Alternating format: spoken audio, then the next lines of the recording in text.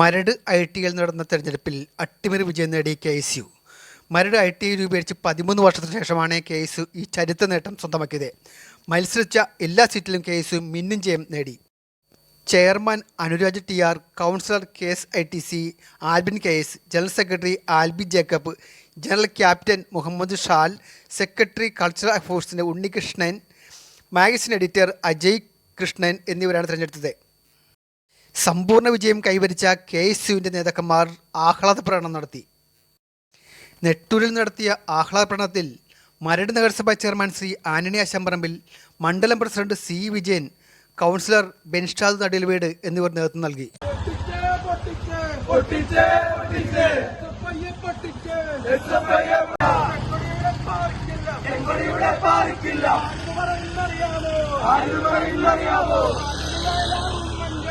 ആന്റണി വയലാർ ഉമ്മൻചാണ്ടി പടുത്തുയർത്തിയ പ്രസ്ഥാനം